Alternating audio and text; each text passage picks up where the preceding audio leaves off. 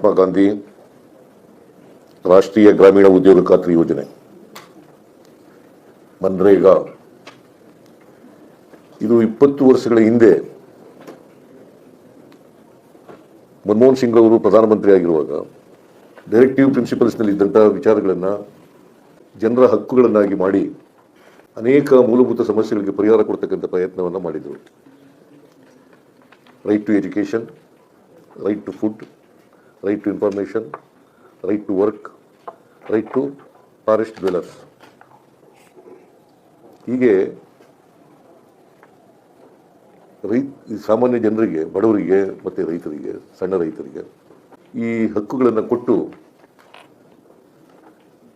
ಅವರ ಸಮಸ್ಯೆಗಳಿಗೆ ಸ್ಪಂದಿಸ್ತಕ್ಕಂಥ ಕೆಲಸವನ್ನು ಕೇಂದ್ರ ಸರ್ಕಾರ ಮಾಡಿತ್ತು. ಮನಮೋಹನ್ ಸಿಂಗ್ ಅವರ ಸರ್ಕಾರ ಮಾಡಿತ್ತು 20 ವರ್ಷಗಳ ಹಿಂದೆ.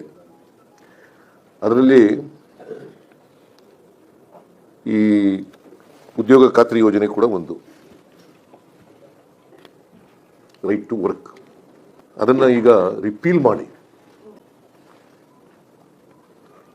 ಉದ್ಯೋಗ ಖಾತ್ರಿ ಯೋಜನೆಯನ್ನು, ಮಹಾತ್ಮ ಗಾಂಧಿ ಉದ್ಯೋಗ ಖಾತ್ರಿ ಯೋಜನೆಯನ್ನು ರಿಪೀಲ್ ಮಾಡಿ ಕೇಂದ್ರ ಸರ್ಕಾರ ಹೊಸ ಕಾಯ್ದೆಯನ್ನು ಮಾಡಿದೆ. ಅದ್ರ ಹೆಸರೇನಪ್ಪ ಅಂತಂದ್ರೆ Viksit Bharat VB, guarantee for Rozgar, guarantee for mission Gramin ಕಾಯ್ದೆ ಅಂತ ಮಾಡಿದ್ದಾರೆ. ಶಾರ್ಟ್ ಟರ್ಮ್ನಲ್ಲಿ ವಿಬಿ ಜಿ ರಾಮ್ಜಿ ಆಕ್ಟ್ ಅಂತ ಮಾಡಿದ್ದಾರೆ. ಯಾರ ಜೊತೆಲೂ ಕೂಡ ಚರ್ಚೆ ಮಾಡಿಲ್ಲ, ರಾಜ್ಯ ಸರ್ಕಾರಗಳ ಜೊತೆಲೂ ಚರ್ಚೆ ಮಾಡಿಲ್ಲ, ಜನರ ಜೊತೆಲೂ ಚರ್ಚೆ ಮಾಡಿಲ್ಲ, ನಮ್ಮ ಅಭಿಪ್ರಾಯನೂ ಕೂಡ ಪಡೆದಿಲ್ಲ. ಒಂದು ರೀತಿ ಸರ್ವಾಧಿಕಾರಿ ಧೋರಣೆಯನ್ನು ಪ್ರದರ್ಶನ ಮಾಡಿದ್ದಾರೆ. ಡಿಸೆಂಬರ್ 17ನೇ ತಾರೀಕು ಬಿಲ್ಲು ಮೂವ್ ಆಗಿ 18ನೇ ತಾರೀಕು ಕಾಯ್ದೆ ಆಗ್ಬಿಡ್ತದೆ.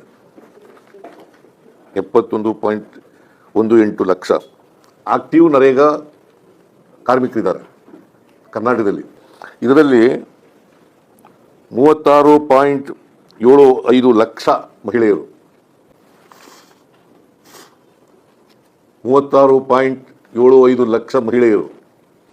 ಜನರು ನೆಮ್ಮದಿಯಿಂದ ಜೀವಿಸ್ತಕ್ಕಂಥದ್ದು ಇದೆಯಲ್ಲ, ಅಂತ ವಾತಾವರಣ ಇದೆಯಲ್ಲ,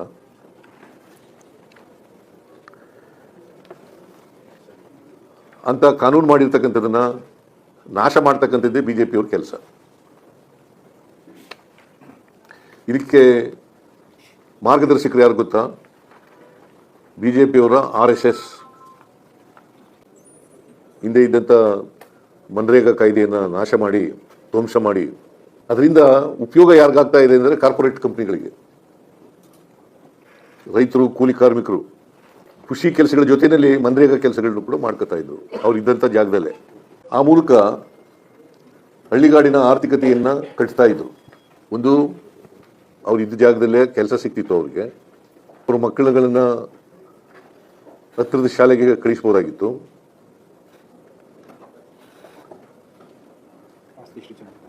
ಆಸ್ತಿ ಸೃಜನೆ ಆಯ್ತಿತ್ತು, ಆಮೇಲೆ ಅವ್ರಿಗೆ ಉದ್ಯೋಗ ಸಿಕ್ತಿತ್ತು, ಆಮೇಲೆ ಉದ್ಯೋಗ ಕೇಳಿ ಪಡಿತಕ್ಕಂಥ ಹಕ್ಕು ಅವ್ರಿಗಿತ್ತು.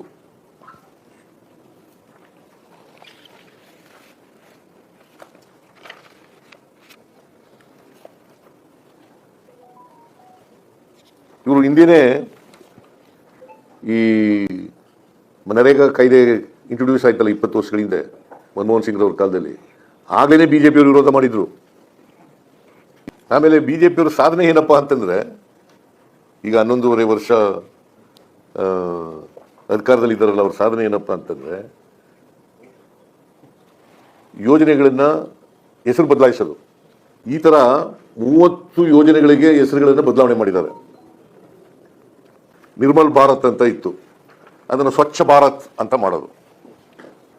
ಇಂದಿರಾ ಆವಾಸ್ ಯೋಜನೆಯನ್ನ ಪ್ರಧಾನಮಂತ್ರಿ ಆವಾಸ್ ಯೋಜನೆ ಅಂತ ಮಾಡೋದು.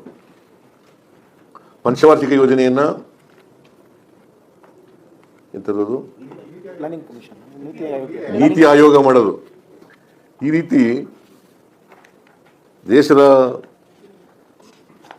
ಪ್ರಗತಿ ಮಾಡಲಿಕ್ಕೆ ಮಾಡಿದಂಥ ಅನೇಕ ಯೋಜನೆಗಳನ್ನು ಬುಡಮೇಲೆ ಮಾಡಿದ್ದಾರೆ. 100 ದಿನಗಳು ಒಂದು ವರ್ಷದಲ್ಲಿ ಕೆಲಸ ಕೊಡಬೇಕಾಗಿತ್ತು ಮಿನಿಮಮ್. ಅವರು ಎಲ್ಲಿ ವಾಸ ಮಾಡ್ತಾರೆ ಅಲ್ಲೇ. ಈಗ VBG ರಾಮ್ಜಿ ಕಾಯ್ದೆ ಪ್ರಕಾರ ಅದರಲ್ಲಿ ಸೆಕ್ಷನ್ 5(1) ಬಜೆಟ್ನಲ್ಲಿ ಎಲ್ಲಿ ನೋಟಿಫೈ ಮಾಡ್ತಾರೆ ಅಲ್ಲಿ ಕೊಡಬೇಕು ಕೆಲಸನ. ಮೊದಲಿದ್ದದ್ದು ಕಾಯ್ದೆನಲ್ಲಿ ಅವ್ರು ಇದ್ದಂಥ ಜಾಗದಲ್ಲೇ ಕೊಡ್ತಾ ಇದ್ದದ್ದು. ಈ ಪಂಚಾಯತಿಗೆ ಆ ಪಂಚಾಯತಿಗೆ ಸಿಗ್ಬೋದು, ಅಥವಾ ಅವ್ರ ಊರಿನಲ್ಲೇ ಸಿಗದೇ ಇರ್ಬೋದು. ಎಲ್ಲಿ ನೋಟಿಫೈ ಮಾಡ್ತಾರೆ ಅಲ್ಲಿ ಹೋಗಿ ಮಾಡಬೇಕಾಗುತ್ತೆ. ಅವ್ರು ಸೂಚಿಸಿದಂಥ ಜಾಗದಲ್ಲಿ ಮಾತ್ರ ಹೋಗಿ ಮಾಡಬೇಕು ಕೆಲಸನ. ಇಂಥ ಕಡೆ ಮಾಡಿ ಅಂತ ಹೇಳ್ತಾರೆ, ಅಲ್ಲಿ ನೋಟಿಫೈ ಮಾಡ್ತಾರೆ, ಅಲ್ಲಿ ಹೋಗಿ ಮಾಡಬೇಕು. ಇಂದಿನ ನರೇಗಾ ಕಾಯ್ದೆಯಲ್ಲಿ ಕೇಂದ್ರ ಸರ್ಕಾರನೇ ಪೂರ್ಣ ಕೊಡ್ತಿತ್ತು, ನೇರ ಅವ್ರ ಅಕೌಂಟಿಗೆ ಹೋಯ್ತಾ ಇತ್ತು. ಮತ್ತು ಕೇಂದ್ರ ಸರ್ಕಾರನೇ ಪೂರ 100% ಕೇಂದ್ರ ಸರ್ಕಾರನೇ ಭರಿಸ್ತಾ ಇತ್ತು. ಈಗೇನು ಮಾಡಿದ್ದಾರೆ ಅಂತಂದರೆ, ಕೇಂದ್ರ ಸರ್ಕಾರ 60%, ರಾಜ್ಯ ಸರ್ಕಾರ 40% ಕೊಡಬೇಕು ಅಂತ ಮಾಡಿಬಿಟ್ಟಿದ್ದಾರೆ. ರಾಜ್ಯಗಳ ಮೇಲೆ ಹೊರೆ ಹೊರಿಸ್ತಕ್ಕಂಥ ಕೆಲಸ ಮಾಡಿದ್ದಾರೆ. ಹೀಗೆ it is against the constitution. 73ನೇ ತಿದ್ದುಪಡಿ ಪ್ರಕಾರ, ಸಂವಿಧಾನಕ್ಕೆ 73, 74 ತಿದ್ದುಪಡಿ ಆಯ್ತಲ್ಲ, ಆಗ 73ನೇ ತಿದ್ದುಪಡಿ ಪ್ರಕಾರ ಗ್ರಾಮ ಸಭೆಗೆ ಮತ್ತು ಗ್ರಾಮ ಪಂಚಾಯತಿಗಳಿಗೆ ಇದ್ದ ಅಧಿಕಾರಿಗಳನ್ನು ಈಗ ಕೇಂದ್ರ ಸರ್ಕಾರ ಕಿತ್ಕೊಂಡ್ಬಿಟ್ಟಿದೆ. ಇದು it is against the decentralisation, it is against the federalism, it is against the constitution. Manusmriti ಏನು ಹೇಳ್ತದೆ ಅಂತಂದರೆ, ಮಹಿಳೆಯರಿಗೆ, ದಲಿತರಿಗೆ, ಶೂದ್ರರ ಕೈಯಲ್ಲಿ ಹಣ ಇರಬಾರ್ದು, ಯಾಕಂದರೆ ಅವರು ಸೇವಕರಾಗೇ ಇರಬೇಕು. ಈ ಮನುಸ್ಮೃತಿಯಿಂದ ಪ್ರೇರಣೆ ಪಡೆದಿರೋರು ಯಾರು? RSS. ಅವರು ಮಾರ್ಗದರ್ಶಕರು. ದಯಮಾಡಿ ಇದನ್ನು ಯಾಕೆ ಎಲ್ಲ ಜನಗಳಿಗೆ ಗೊತ್ತಾಗಬೇಕು.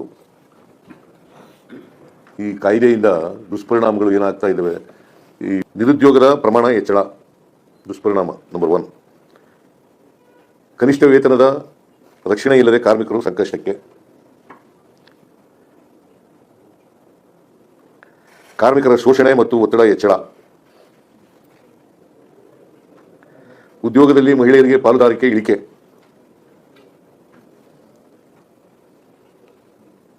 ಇದರಿಂದ ದಲಿತ ಮತ್ತು ಆದಿವಾಸಿ ಕುಟುಂಬಗಳ ಮೇಲೆ ಅಧಿಕ ಒತ್ತಡ ಸೃಷ್ಟಿ. ಇದರಿಂದ ಬಲವಂತದ ವಲಸೆ ಆಗುತ್ತೆ. ಗ್ರಾಮೀಣ ಜೀವನೋಪಾಯಗಳ ಕುಸಿತ. ಇದರಿಂದ ಗ್ರಾಮೀಣ ಬದುಕಿನಲ್ಲಿ ಸಂಕಷ್ಟ ತೀವ್ರಗೊಳ್ತದೆ.